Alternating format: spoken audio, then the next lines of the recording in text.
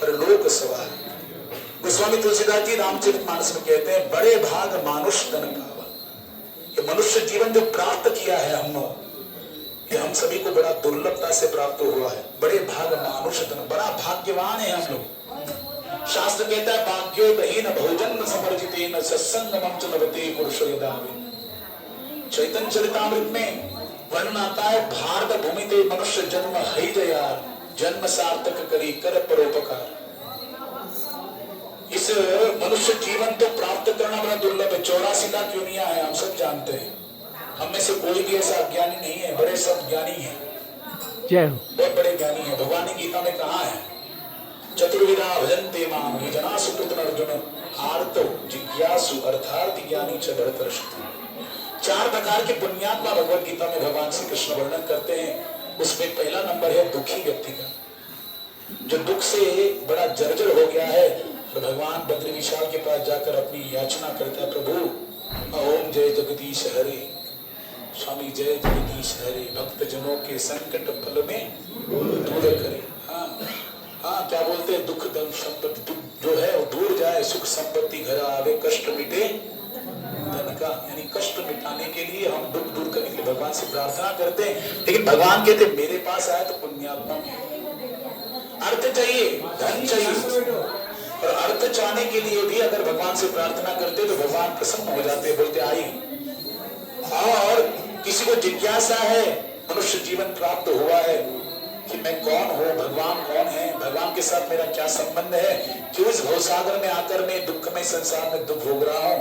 नाना प्रकार के भगवान गीता में कहते मामुपेत्य पुनर्जन्म दुःखालयम शाश्वतम जन्म मृत्यु जरा व्याधि दुख दोषानुदर्शन।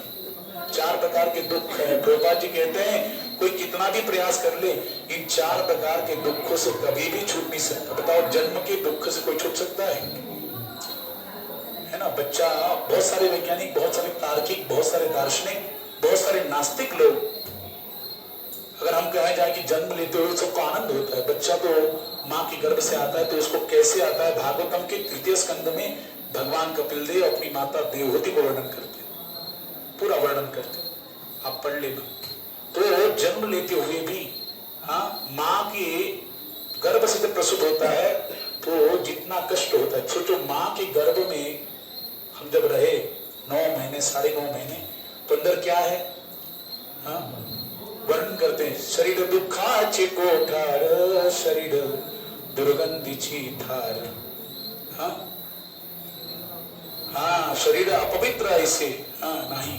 देखो, शरीर दुख का कोठार है, दुर्गंध की धार। बताओ, इधर कट जाएगा तो क्या दिखेगा भैया, पहले खून आएगा, फिर हड्डी दिखेगी, मज्जा दिखेगी। अंदर का माल मसाला हम लोग सब लेके घूमते हैं, घूमते कि नहीं घूमते, बताओ। इतना लेके आए और खाना खाते हैं, लेकिन क्या कॉन्स्टिपेशन होता है। अगर कॉन्स्टिपेशन हो, सोचो भगवान ने कितना दिया, 9 द्वार दिए, 2 आंखें गिनना, 2 कान, 2 नासिका छिद्र, 1 मुख, और क्या दिया, जन्मेंद्रिय गुदाद्वार दिया। अगर हम लोग खाएंगे और पानी पिएंगे, निकलेगा ही नहीं बाहर, तो क्या होगा, कितनी तकलीफ होगी बताओ। तो भगवान ने इनपुट भी दिया और आउटपुट का रास्ता भी रेडी करके रखा। यानी ठाकुर जी ने शरीर बनाया। ठाकुर जी कहते हैं कि ये ब्राह्मण सर्वभूतानि यंत्रारूढ़ानि माया, ये शरीर रूपी यंत्र भगवान ने दिया। तो मनुष्य जीवन जो प्राप्त हुआ है, कहने का भाव मेरा इतना ही है। कपिल देव भगवान कहते हैं माँ के गर्भ में हम लोग रहते हैं तो कितना अंदर कितनी गंदगी है, 9 साढ़े 9 महीने वहां रहते हैं। उसके बाद प्रसूत होकर बाहर आते तो जन्म भी दुख है और मृत्यु भी क्या है, दुख है। भगवान गीता में कहते 10वें अध्याय में, मृत्यु हर सर्व हर्ष्याहम उद्भवच्च भविष्यताम कीर्ति श्रीवाक्ष नारीणाम स्मृतिर्मेधादिक्षमा। ठाकुर जी कहते हैं जो जीवन पर्यंत मनुष्य जीवन पाकर भी मेरा भजन नहीं करता, मेरा संकीर्तन नहीं करता, मुझे नमस्कार नहीं करता, मेरी पूजा नहीं करता, मेरा नाम नहीं लेता, मेरी सेवा नहीं करता है, तो मृत्यु के समय में काल रूप में आता हूं और सारा कुछ उसका हरण करके लेकर जाता हूं। ठीक है ना। तो मृत्यु के समय भी दुख है और व्याधि तो आप सभी को है कि नहीं। रोग हर किसी को घुटना दर्द, किसी का कमर दर्द, किसी का सिर दर्द, किसी की नासिका की हड्डी बढ़ गई इसलिए प्रॉब्लम है, किसी का पेट गड़बड़ है, कॉन्स्टिपेशन का, किसी का लूज मोशन का प्रॉब्लम है, हर एक का अलग अलग प्रॉब्लम है, यानी व्याधि में भी दुख है। और बुढ़ापा तो हम सभी जो झेल रहे हैं उनको पता है, जो नहीं झेल रहे वो देख के झेल लेते हैं। क्या भरोसा है, इस जिंदगी का साथ देती नहीं है किसी का, मैया कर लो। हाँ, प्रभु जी की माता जी आए 78 साल की, वो आज वो जाने वाली है, 4 धाम में यात्रा के लिए आई, मैं तो धन्यवाद किया। सोचो इस उम्र में भी, तो सोचो हम लोग तो जा पाएंगे क्या? प्रायण अल्पायुष शब्द कलोस्मिन युगे जना मंदात समन्वतयो मंद भाग्य पतता। भागवत में कहा गया, सुखदेव गोस्वामी वर्णन करते कलयुग का जो अति अल्प है, अति अल्प आयुष्य वाला है, झगड़ालू है, गलतियां करने वाला है, मंदमती है, मंद भाग्य है, दुर्भाग्य व्यक्ति है। लेकिन अगर इस कलयुग में कोई अवतरित हो रहा है, जन्म ले रहा है, ये रजोगुणी व्यक्ति है। हम लोग सब रजोगुण में, हमारे अंदर काम भी है, क्रोध भी है, लोभ भी है, मोह भी है, अहंकार भी है और मात्सर्य द्वेष भी है या नहीं? बोलो।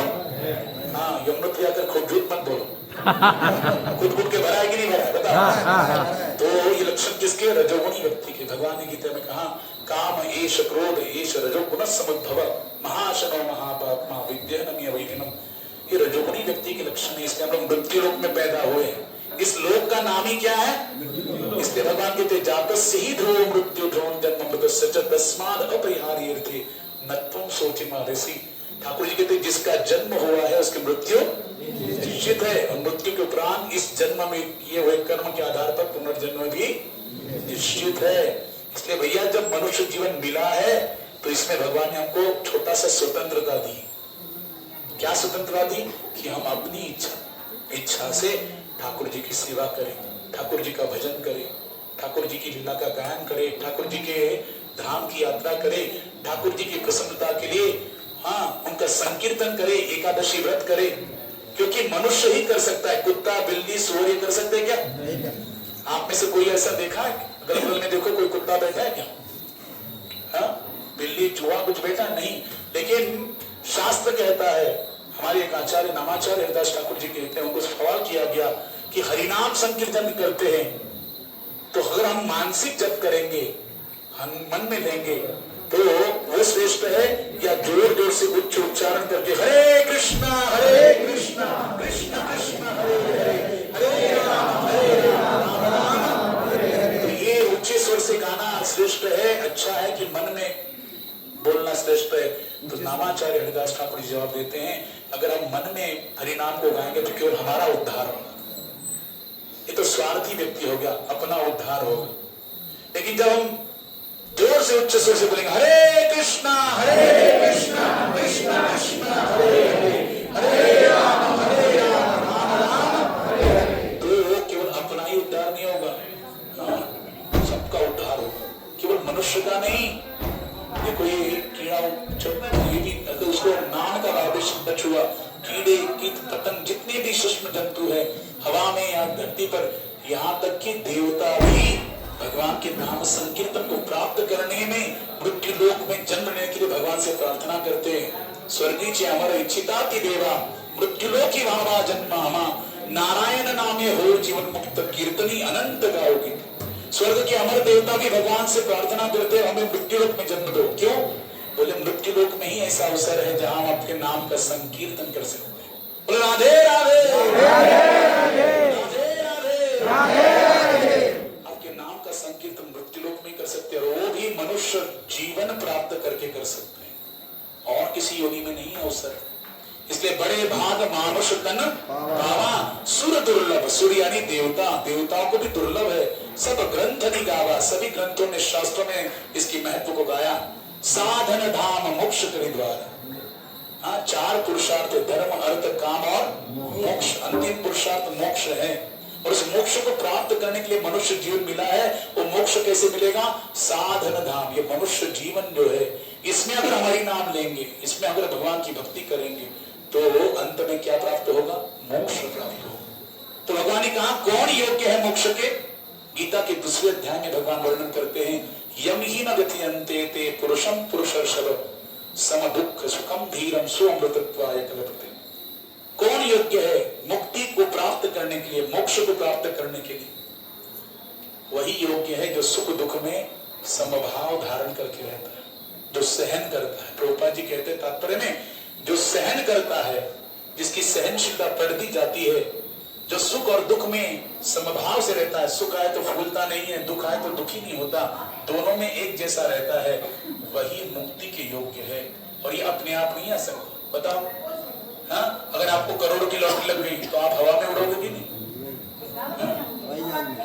पूरा हाँ, वहीं पे हार्ट अटैक आ जाएगा। हाँ, करोड़ों इतना प्रसन्न हो जाए, और वही बोलेगा करोड़ों का बिजनेस डूब गया, तो क्या होगा? खुशी होगी क्या? गम होगा। घर में कोई गुजर गया, हाँ वेरी गुड, दुख होगा। लेकिन देखो संतों के जीवन में, वैष्णव के जीवन में, चाहे कैसी भी परिस्थिति हो, धन लाभ हो या कुछ नुकसान हो, इसलिए भगवान ने कहा ब्रह्म भूत प्रसन्न आत्मा न सोचती न कांक्षती समस्त सर्वेषु भूतेषु मद भक्ति लभते परा। जो भगवान का शुद्ध भक्त होता है, वास्तव में जो भक्त होता है, ना वो किसी चीज की आकांक्षा करता है, हाँ इच्छा करता है, ना किसी चीज के खोने का उसे गम होता है ना। इसलिए सुख और दुख में समभाव जिसका होता है, भगवान ने कहा गीता में, वही मुक्ति प्राप्त कर सकता है। यानी अगर हम मोक्ष प्राप्त करना होगा तो हमको ये अवस्था प्राप्त करनी होगी कि हम सुख आए और दुख आए दोनों में एक समान भाव से रह सके। और ये अवस्था बोलने से नहीं आएगी, संसारिक क्रियाकर्म से नहीं आएगी। जब हम संसार में रहते हुए, अपने कर्म करते हुए, अपनी जिम्मेदारियों को निभाते हुए, जब मुख से भगवान का नाम लेंगे, हरे कृष्ण कृष्ण कृष्ण हरे हरे राम राम राम हरे, तभी अवस्था आएगी। धीरे धीरे आएगी, एकदम से भी नहीं आएगी। धीरे धीरे रे मना धीरे से सब होए, मानी सींचत सोहड़ा ऋतु आए फल होए। एकदम से ये सोहड़ा जल डाल दोगे, फल आएगा क्या? बिना ऋतु के फल नहीं आएगा। वैसे ही भगवत भक्ति के लिए आपको पहला साधन है भक्तों का संग करना पड़े, वैष्णव का संग करना पड़े, क्योंकि जैसे संगत होगी वैसे आपको रंगत मिलेगी। यही आप अगर दूसरी यात्राओं में आते हैं, हाँ कौन से फेमस है, कौन सा है वो, हाँ टूर गाइड वाला फेमस है ना, कौन सा है, हाँ केसरी वाले के साथ आते तो आपको और अच्छा होटल मिलता, और अच्छा खाना मिलता, और अच्छा एसी रूम मिलता, सारी फैसिलिटीज मिल जाती, लेकिन क्या आपको हरिनाम मिलता? हाँ, क्या आपको भक्तों का संग मिलता? क्या आपको महाप्रसाद मिलता? भगवान ने कहा प्रसाद सर्व दुखाना हानि रस्युपजायते। महाप्रसाद उसी को प्राप्त होता है जिसका पुण्य बल अधिक हो, जिसके जीवन में जिसने ज्यादा पुण्य किया है। महाप्रसादे गोविंदे नाम ब्रह्मणि वैष्णवे स्वल्प पुण्यम बतम राजन विश्वास नहीं बजायते। जो पुण्य भागी नहीं है, जिसके पास पुण्य नहीं है, उसका ना वैष्णव में विश्वास होगा, ना ब्राह्मण में विश्वास होगा, ना भगवान के नाम में विश्वास होगा, ना भगवान के महाप्रसाद में विश्वास होगा। इसलिए हम सभी पुण्यवान हैं, तभी इस चार धाम यात्रा में आए हुए हैं। आपको वैष्णव का संग प्राप्त हो रहा है, आपको हरिनाम संकीर्तन प्राप्त हो रहा है, अपने मनुष्य जीवन का क्या महत्व है वो ज्ञान प्राप्त हो रहा है, और साथ ही भगवान का महाप्रसाद भी प्राप्त हो रहा है। तो बताओ, हाँ हमारी केवल हाथों की 10 उंगलियां नहीं, पैरों की 10 उंगलियां भी क्या है? घी में है, हाँ, और आगे चल के गंगा के जल में होंगी, जमुना के जल में होंगी, तो कितने भाग्यवान हैं। इसलिए बड़े भाग मानुष न पावा, साधन धाम मोक्ष करीदारा, पाई न जही परलोक सवारा। अगर इस मनुष्य जीवन में अगर भगवान की भक्ति करते हैं, इसलिए गीता में भगवान ने 2 जगह कहा, जो बात इंपॉर्टेंट होती है हम लोग क्या करते हैं, उसको रिपीट करते कि नहीं रिपीट करते, है ना। तब प्रभु जी क्या करते, बस में बोल दिया, फिर अगर कोई भूल गया तो फिर से बोल देते, किसी को ध्यान नहीं फिर से बोल देते। क्यों बोलते हैं? ताकि ये इंपॉर्टेंट है, कोई बात इंपॉर्टेंट उसको बार बार रिपीट किया जाता है। वैसे ही भगवान ने गीता में 2 जगह कहा, भैया अगर उद्धार चाहते हो तो 4 चीजें अपने जीवन में अपना लेना। क्या 4 चीजें ध्यान रखना?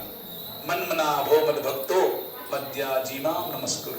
भगवान कहते हैं मन मना, अपने मन में मेरा निरंतर चिंतन करो। हरे कृष्ण कृष्ण कृष्ण हरे हरे, हरे राम राम राम हरे। बताओ इसमें कौन सा टैक्स लग रहा है, कौन सी ज्यादा तपस्या हो रही है? केवल जीवा को हिलाना है। और ये जीवा मिली भी किसके लिए? हाँ, भगवान का नाम गाने के लिए। प्रभुपाद जी कहते हैं कि जो भगवान का नाम न गाकर संसार की विषय वार्ताओं को गाता रहता है, वो मेंढक के जैसा टर टर टर टर करता रहता है। बरसात में मेंढक निकलते हैं ना बाहर, तो एक टर टर करता है। मेंढक सोचता है कि मैं शास्त्रीय गायक हूँ, बड़ा शास्त्रीय गायन कर रहा हूँ, बड़ा संगीत गा रहा हूँ, लेकिन वो किसको आमंत्रण देता है? सर्प को, अपने काल को, और पीछे से काल आकर उसको निगल लेता है, फिर भी टर टर कर रहा है। वैसे ही भगवान ने जीवा दिया है उसका नाम लेने के लिए। और याद रखो, भागवत के 26 स्कंद में वर्णन आता है, यमराज जी ने क्लियर कट मैसेज दिया यमदूतों को कि किसको नरक में लेके आओ और किसको मत लेके आना। कहते जीवान व्यक्तिम भगवद गुण नामधेयम चेतच्च न स्मरति चरणारविंदम कृष्णाय नमति यच्छिरे कदापि तानान यद्युमसतो अकृत विष्णु कृत्याम। यमराज जी को पूछा गया यमदूतों ने कि अगर सब कोई अपने बेटा बेटी का नाम नारायण रखोगे, माधव, केशव, गोविंद, गोपाल रखेंगे, तो हम किसको लेके आएंगे? तो यमराज जी होते हैं जिह्वान अजत्यम भगवत गुण नामधेयम, जिसकी जिह्वा कभी भगवान का नाम गुणगान नहीं करती। इसलिए बोलो हरे कृष्णा हरे कृष्णा हरे कृष्णा हरे हरे हरे हरे हरे राम हरे राम राम राम हरे हरे। अभी आप नरक में नहीं जाएंगे। हरि बोल। जिसकी जिह्वा एक बार भी कृष्ण का नाम, भगवान का नाम नहीं उच्चारण करती है, ऐसे पापी व्यक्ति को नरक में नहीं। चेतच्च न स्मरति चरणारविंदम, जिसके चित्त में, वो व्यक्ति अपने चित्त में भगवान के चरणों का ध्यान नहीं करता, ऐसे पापी व्यक्ति को नरक में लेके आओ। और कृष्णाय नमति यच्छिरे कदापि, जो भगवान श्री कृष्ण के चरणों में एक बार भी मस्तक झुकाकर प्रणाम नहीं करता, ऐसे पापी व्यक्ति को लेके आना। लेकिन याद रखो यमदूतों, जिसकी जिह्वा निरंतर हरिनाम का कीर्तन करती है, हरे कृष्णा कृष्ण कृष्ण हरे हरे हरे राम राम राम हरे हरे। बोलो हरे कृष्णा कृष्ण कृष्ण हरे हरे हरे राम राम राम हरे हरे। जिसकी जीवा निरंतर नाम लेती है, हे यमदूतों उनको मत लेके आना नरक। जिसके चित्त में वो ठाकुर जी के चरणों का चिंतन करता है, ऐसे पुण्यवान, ऐसे भक्त को नरक में मत लेके आना। और जिसका मस्तक ठाकुर जी के चरणों में झुकता है, ऐसे भक्त को मत लेके आना। हाँ, जो विष्णु कृत्य करने में, भगवान की भक्ति करने में निरंतर रत रहते हैं, ऐसे भक्तों से दूर रहना। ये यमराज जी का क्लियर ऑर्डर है। किसको? यमदूतों को।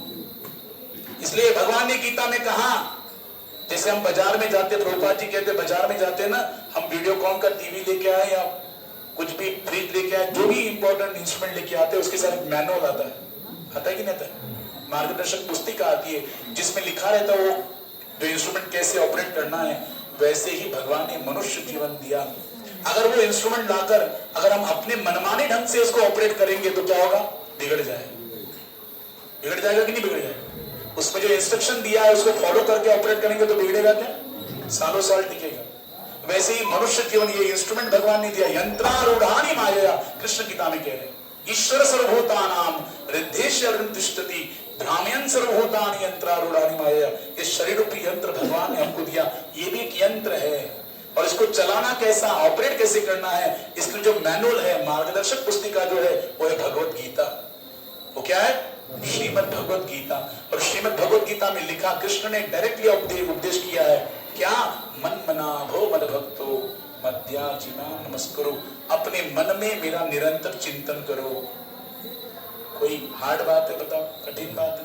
कुछ नहीं, काम करते चलो, नाम रटते चलो, कृष्ण गोविंद गोपाल गाते चलो, है ना? हाथ से काम करो, संसार के काम करते रहना, लेकिन मन चित्त भगवान को समर्पित करना कौन सा कठिन काम है? पहली चीज मन में भगवान का चिंतन करना।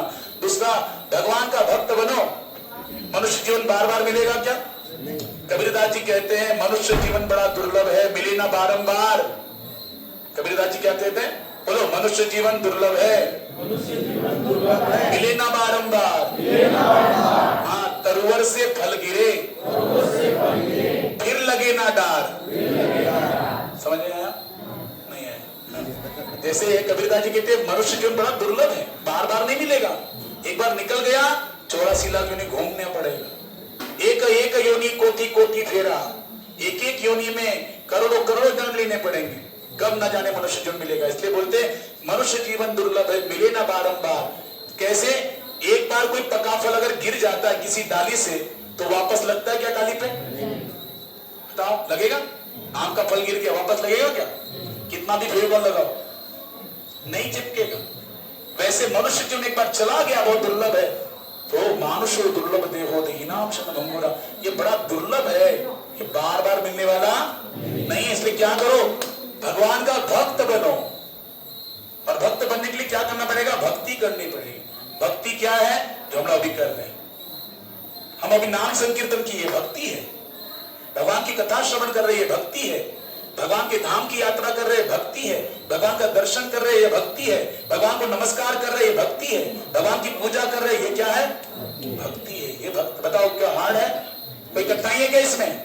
कोई कठिन नहीं। इसलिए भगवान कहते दूसरी चीज, मेरा भक्त बनो। तीसरी चीज कहते हैं मध्याजी, मेरी पूजा करो। क्या हार्ड है भगवान की पूजा करना? सबसे बड़ी पूजा कलयुग में क्या है? हरिर्नाम हरिर्नाम हरिर्नाम एव केवलम। भगवान का नाम संकीर्तन जो करता है ना, वो सबसे बड़ी पूजा है। और चौथी चीज क्या है? नमस्कुरु, भगवान को क्या करना है? प्रणाम करना। और आप जानते हैं हम जिस धाम में जा रहे हैं, बद्री विशाल धाम में, भागवत में 24 प्रकार के अवतारों का वर्णन है। उन अवतारों में एक अवतार भगवान का कौन सा है? नर नारायण अवतार। कौन सा अवतार? हाँ, इसमें नर कौन है? जो आगे द्वापर में क्या बने? अर्जुन बने। और नारायण क्या है? भगवान श्री कृष्ण साक्षात है। ये दोनों भी क्या कर रहे हैं? तपस्या कर रहे हैं बद्री विशाल धाम में। जिस धाम में जाते जाते हम लोग अभी यमुनोत्री आ रहे थे तो देख रहे थे नीचे से ऊपर, ऊपर से नीचे, नीचे से ऊपर, ऊपर से नीचे। हाँ, लग रहा था अभी नीचे से ऊपर जाएंगे फिर आ जाएगा, लेकिन फिर ऊपर से नीचे आ रहे हैं, फिर नीचे से ऊपर आ रहे हैं, फिर ऊपर से नीचे जा रहे हैं। पता नहीं कहाँ है, गोल मटोल भूल भुलैया में फंस गए। और नीचे देखो तो एक जन क्या, पूरी गंगा मैया की, गंगा मैया बोल रही, गंगा मैया आ जा बेटा। एक बार एक भक्त बहुत अच्छा बता रहे थे, बोल रहे थे प्लेन से सब लोग जा रहे थे, प्लेन से, है ना, तो प्लेन में कुछ बिगाड़ हो गया, हवा में, नीचे नहीं, हवा में बिगाड़ हो गया, तांत्रिक बिगाड़ हो गया। तो कैप्टन ने बोला अरे बिगड़ गया, तो सब हल्ला गुल्ला हो गया, अरे मर गए मर गए मर गए मर गए मर गए। तो एक भक्त ने क्या बोला, बोले जब मला लिया, बोलते बोलो हरे कृष्णा हरे कृष्णा कृष्ण कृष्णा कृष्ण कृष्ण हरे हरे हरे हरे हरे राम हरे राम हरे राम राम राम हरे हरे। भगवान का नाम लो, नहीं मरोगे। किसने बोला क्या बात करे, तंत्र बिगाड़ हो गया है, कभी गिर जाएगा, प्लेन क्रैश होगा मालूम नहीं। कैप्टन कह रहा तुम बोले नाम लो बैठ जाओगे।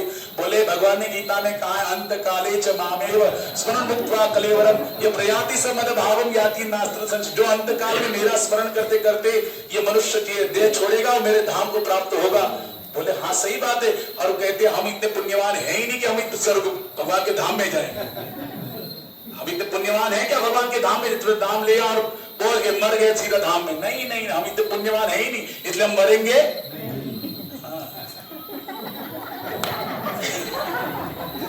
क्लियर है कि नहीं? तो भगवान का नाम में, भगवान का नाम लेना, कभी क्या कितना भी गोल मटोल घूम जाए लेकिन गिरोगे। गंगा मैया बोलेगी वही दूर से रहना भाई।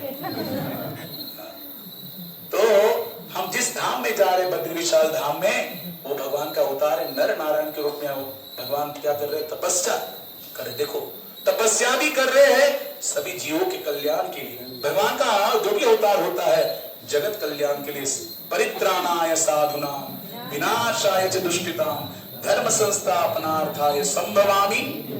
भगवान हर युग में अवतार लेते हैं, नर नारायण के रूप में अवतार लिया। ठाकुर जी तपस्या कर रहे हैं और कहते हैं जो भी मेरे धाम का दर्शन करने के लिए आता है, भगवान कितने दयालु है। हे कृष्ण करुणा सिंधु दीन बंधो जगतपते गोपेश गोपिका कांत राधा कांत नमस्तुते। कितने दयालु है ठाकुर जी। ठाकुर जी कहते जो मेरे धाम के लिए इतना कष्ट सहन करके आता है, बोले मेरे तपस्या का जो छठा अंश है, तपस्या का छठा अंश जो है वो फल श्रुति में आपको प्रदान करता हूं बिना कुछ किए। अब सोचो 6 महीना चालू रहता है, 6 महीना बंद होता है, वहां स्नोफॉल होता है, बर्फ गिरती है, तब वो दिया लगाया जाता है अंदर, और 6 महीना मनुष्य लोग पूजा करते हैं, 6 देवता लोग 6 महीने, तो 12 महीना वहां पर ठाकुर जी तपस्यारत है। इतनी कठिन साधना ठाकुर जी किसके लिए कर रहे हैं? हम सभी के उद्धार के लिए कर रहे हैं। तो भगवान के लिए दर्शन के लिए जो भी जाता है, कहा जाता है कि भगवान अपनी तपस्या का छठा अंश उस भक्त को, उस दर्शनार्थी को प्रदान करते हैं। ये भगवान की दया है, ये भगवान की करुणा है। हाँ, कल हम लोग जाएंगे यमुनोत्री, यमुना जी। हाँ, भागवत के 10वें स्कंद में भगवान के 16,108 विवाह का वर्णन है। उसमें से भगवान की पहली मुख्य 8 पटरानियां हैं। उसमें पहली रुक्मिणी है, दूसरी जामवती है, तीसरी सत्यभामा और चौथी है कालिंदी। और जो कालिंदी है वही है यमुना महारानी। बोले यमुना महारानी की जय। हाँ, ये कौन है? बोले धर्मराज यमराज की पुत्री। हाँ, बहन है। क्या है? सही बोले, क्या है? बहन। और किसकी पुत्री? सूर्य पुत्री, सूर्य पुत्री है और यमराज जी की बहन है। इसलिए आप देखो यम द्वितीया आती है कि नहीं? यम द्वितीया, हाँ, कार्तिक मास में यम द्वितीया आती है। तो वृंदावन में आते यमराज जी, और विश्राम घाट है मथुरा में। कौन सा? हाँ, वहां पे राखी बंधाती है ना। तो ये यमुना जी किसकी बहन है? यमराज जी की छोटी पुत्री है। और तपस्या कर रही थी, तो कृष्ण अर्जुन जा रहे थे, तो अर्जुन जी ने देखा कि कौन सी साध्वी है जो तपस्या कर रही है इस गहन वन में।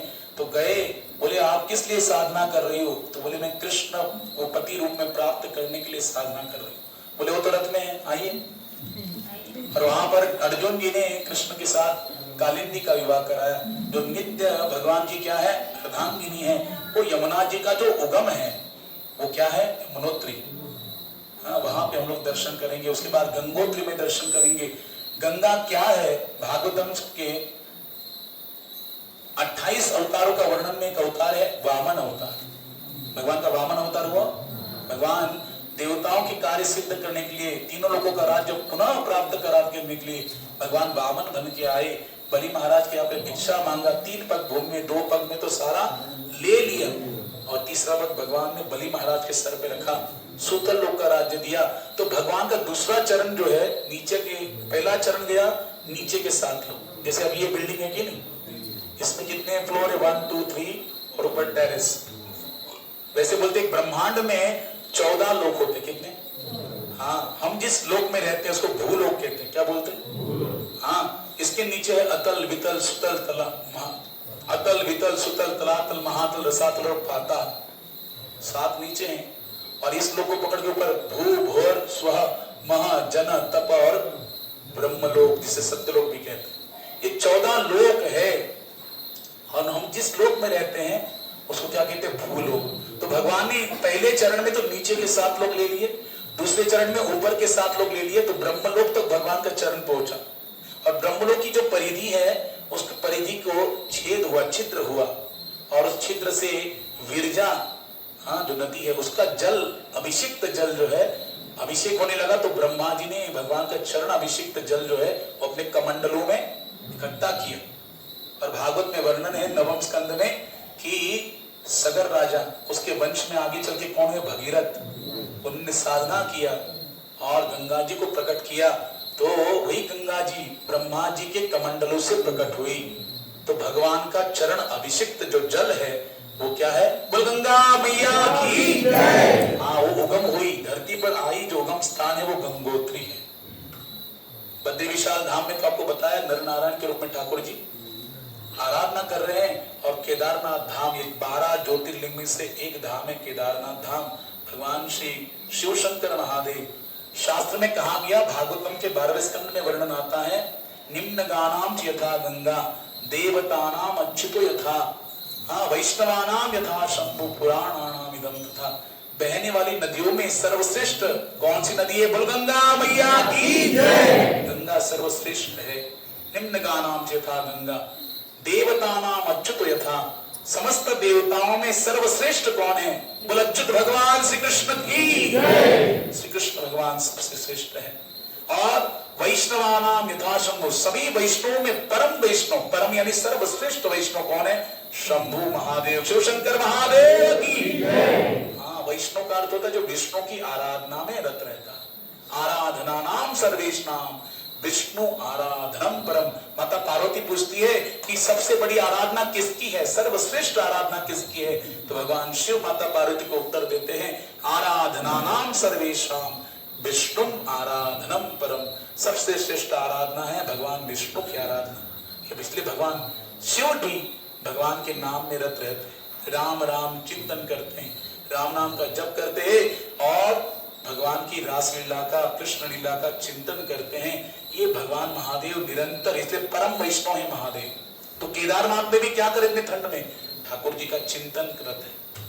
इसलिए जो भी उनके पास आता है, भोले बाबा के पास आता है, अवघड़दानी है, वो क्या करते हैं, तुरंत देखे फ्री हो जाते हैं। जैसे किसी के पीछे कोई लग गया, हाँ, है ना, जैसे हम लोग जा रहे हैं, बाबूजी दो ना, बाबूजी दो ना, बाबूजी दो ना, ऐसे बोलने लगा, क्या करते उसको छुड़ा देते, जा तंग मत कर। वैसे ही भगवान महादेव निरंतर भगवान के चिंतन में रत रहते, एक क्षण के लिए भी भगवान का विस्मरण नहीं होता उनको। लेकिन हम लोग क्या करते हो, हाँ, भगवान को पुकारते महादेव को, तुरंत प्रसन्न होने वाले, पैसा दो, ये दो, वो दो, ले ले भाई, लेकिन जान छुड़ा, मेरे को भजन करने दे। इसलिए एकांत में रहते केदारनाथ में, भैया 6 महीना आओ, 6 महीना मत आओ है कि नहीं? तो 12 ज्योतिर्लिंग में से एक ज्योतिर्लिंग केदारनाथ धाम है।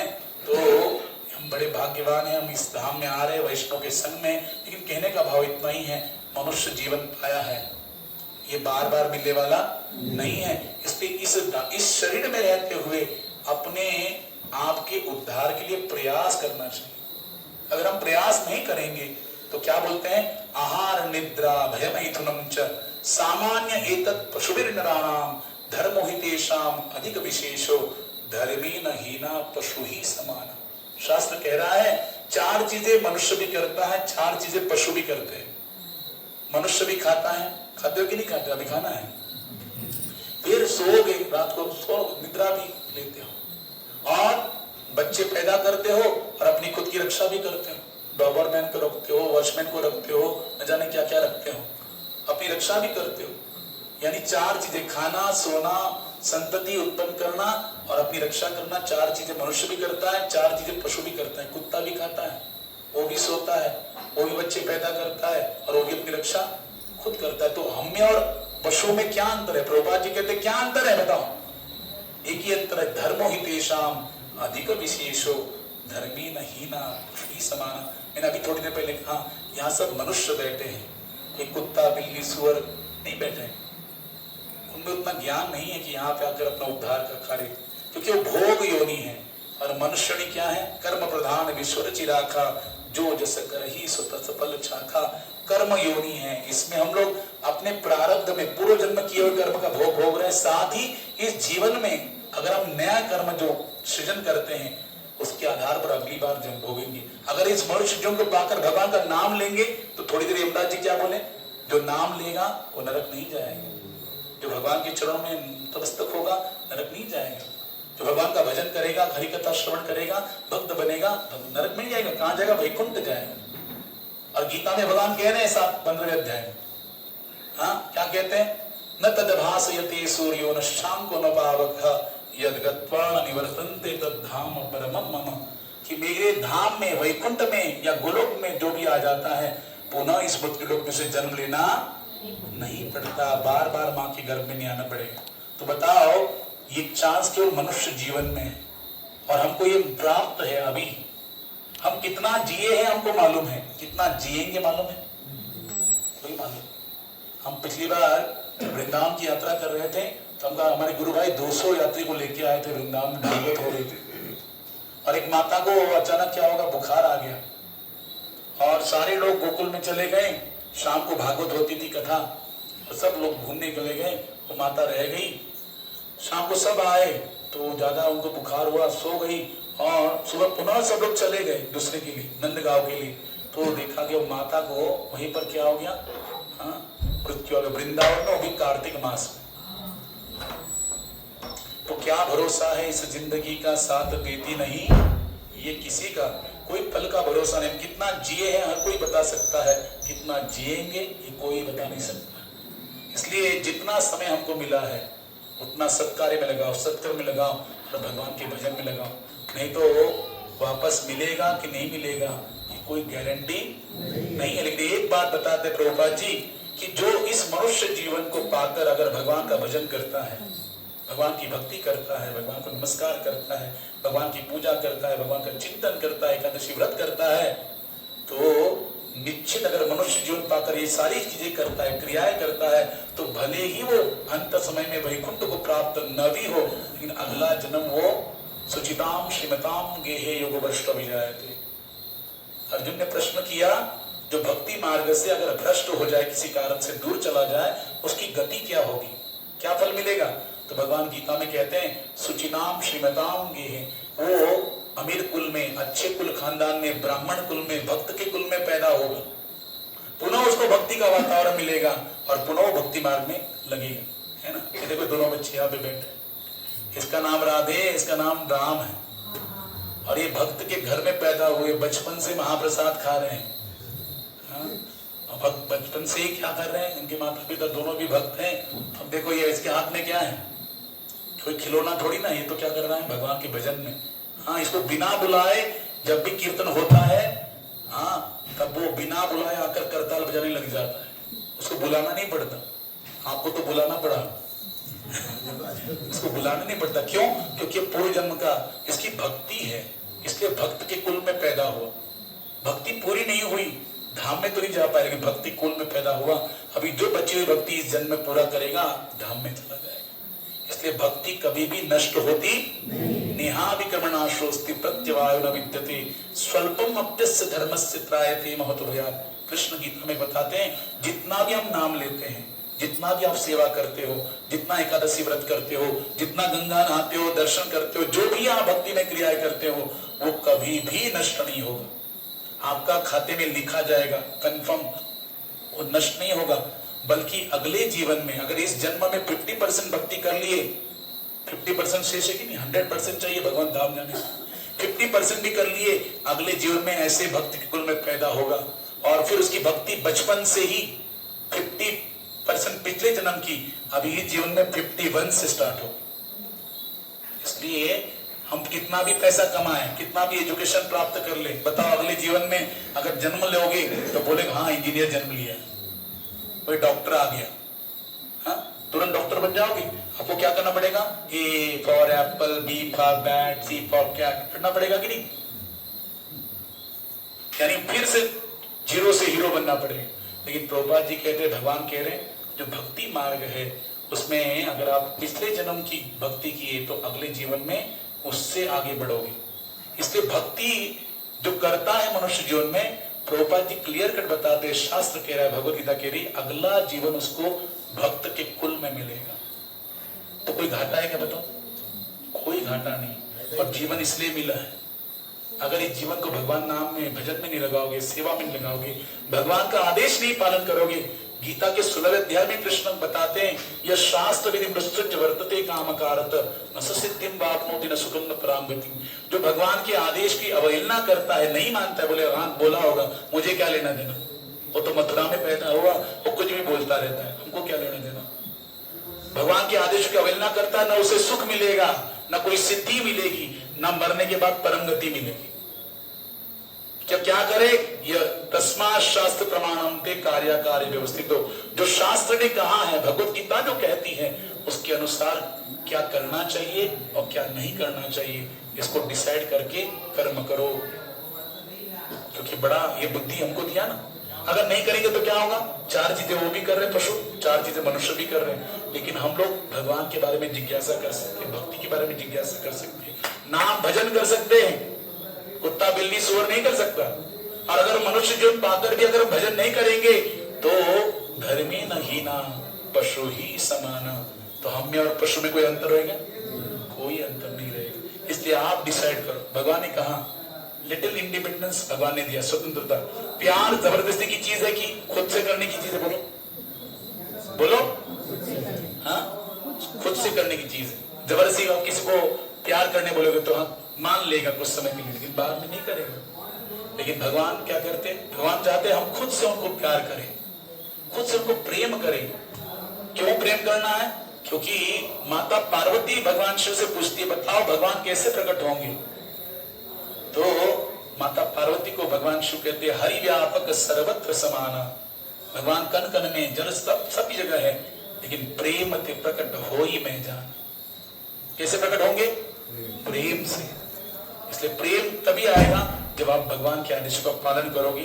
तो आप सभी से विनंती है, अभी आज दूसरा दिन है, अभी तो और बहुत दिन है, लेकिन जब जब आपको अवसर मिले, जो गंदी आदत है, आप कुछ खाते होंगे, कुछ पीते होंगे, कुछ चबाते होंगे, कुछ काटते होंगे, तो भैया यहाँ पे धाम में आए हो, बड़ा पुण्यवान है। आपुलिया हिता जो से जागता, धन्य माता पिता त्याचिया। कोई ऐसा भी होगा? कल किसी को मैंने देख लिया है, मैं बोल रहा हूँ, आपुलिया हिता जो से जागता, धन्य माता पिता त्याचिया। कुड़ी कन्या पुत्र होती जे सात्विक तयाचा, हरि कवाटे देव। तुकाराम महाराज कहते हैं कि जो अपने हित के लिए, सहित के लिए जागृत रहता है, भगवान उससे प्रसन्न होते हैं, वो कुल पवित्र है। ऐसे पुण्यवान माता पिता है जिसके घर में भक्त का जन्म होता है। क्या करते? गीता भागवत करती श्रवण, अखंड चिंतन विठोबा से गीता और भागवत का श्रवण करते हैं। हाँ, इसलिए जो भी बुरी आदतें होंगी भैया छोड़ना जरूर, त्याग करना। बुरी आदतों को त्यागोगे तो भगवान कृपा करके आप अपनी भक्ति दे देंगे, जो हमारी भक्ति करने से भगवत धाम मिलेगा। नहीं तो नरकगामी हो जाओ। कौन कौन नरक जाना चाहता है? मैंने उठाया, डरते क्यों? जब मैंने उठाया तो डरते क्यों? यानी आप लोग कितने, देखो मैं तो पापी हूँ, इसलिए पहले उठा दिया, लेकिन आप तो पुण्यवान हो, ये आपको मालूम है, इसलिए आप नहीं उठा रहे हो। यानी कोई आप में से नरक नहीं जाना। जो बुरी आदत है भैया उसको त्यागना जरूर। और क्या लेना? मनुष्य जीवन पाया है तो हरि नाम लेना। हरे कृष्ण कृष्ण कृष्ण हरे हरे, हरे राम राम राम। आप सभी को अपने अपने बस में माला दी गई कि नहीं? माला और जिनको नहीं दिया गया कल मिल जाएगा। हरे हरे, हरे राम राम राम। ये आपका पुण्य भी बढ़ाएगा।